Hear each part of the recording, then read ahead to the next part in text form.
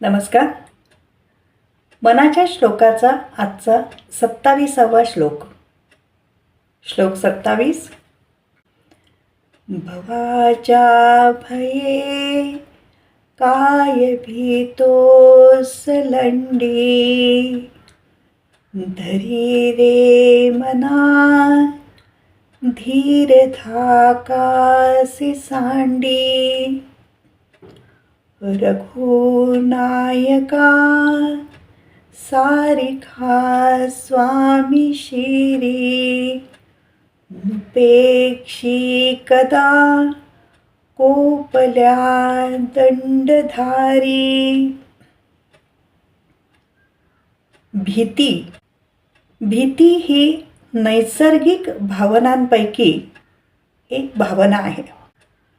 कोणत्याही घटकाच्या तीव्रतेमुळे किंवा अगदी अचानकपणे काही घडलं, एकदम मोठा आवाज झाला, तीव्र प्रकाशाचा झोत आपल्यावरती पडला, तर एकदम भीती वाटते. ही भीती स्वाभाविकपणे वाटते. जसजशी समज वाढत जाते तसतशी अनेकविध साहचर्यांमुळे सुद्धा भीती निर्माण होऊ शकते. म्हणजे बघा, लहान वयामध्ये अंधार आणि भूत किंवा राक्षस यांचं जर साहचर्य निर्माण झालं तर मुलं अंधाराला घाबरू लागतात. शिक्षा करणारे शिक्षक किंवा वडील असतील तर त्या शिक्षकाची किंवा वडिलांची भीती वाटू लागते.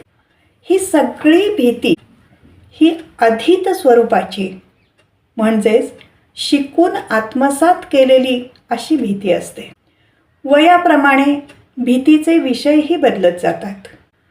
जसं लहानपणी गोष्टीतले चेटकीण, राक्षस यांची भीती वाटते, तसंच वय वाढलं, मोठे झालो आपण की समाजाची, जीवनातील असुरक्षिततेची, भविष्यात आपलं कसं होईल याविषयी भीती वाटू लागते. अनेक प्रकारची सततची भीती मनामध्ये बाळगून माणूस हा जीवन जगत असतो. म्हणून समर्थ म्हणतात, अरे भित्र्या मना, या जगाला, संसाराला असा भीतोस काय? सतत असा घाबरून का वागतोस? जीवन जगण्यासाठी इथे आला आहेस. जीवन जगण्यासाठी तुला जन्माला घातले आहे. मग नीट आनंदाने जगून संसाराचा हा महासागर कुशलतेनं पार कर. जन्माला यायचं आणि जगालाच घाबरून जीवन संकुचित करून ठेवायचं, याला काय अर्थ आहे? विवेक बुद्धीने गोष्टी समजून घे. त्यामुळे तुझं आत्मबळ वाढेल, मनाचे धारिष्ट्य वाढेल. मनाचा धीर वाढला की उगाच घाबरणं, उगाच कशाचा तरी धाक मनामध्ये बाळगणं आणि तोच दृढ करत राहणं, यासारख्या ज्या गोष्टी आहेत या कमी व्हायला लागतील. मनाच्या धैर्याच्या माध्यमातून उगाच वाटणारा धाक आणि भीती कमी कर.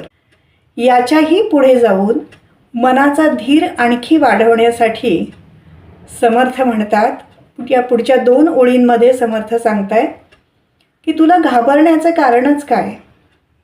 तुझ्या पाठीशी रघुनायक म्हणजे साक्षात राम आहे. तो तुझी सदैव काळजी घेतोय. तुला संकटातून तो तरून नेतोय. तुझं तो रक्षण करतोय. साक्षात यम जरी रामाच्या समोर आला तरी सुद्धा तो घाबरतो.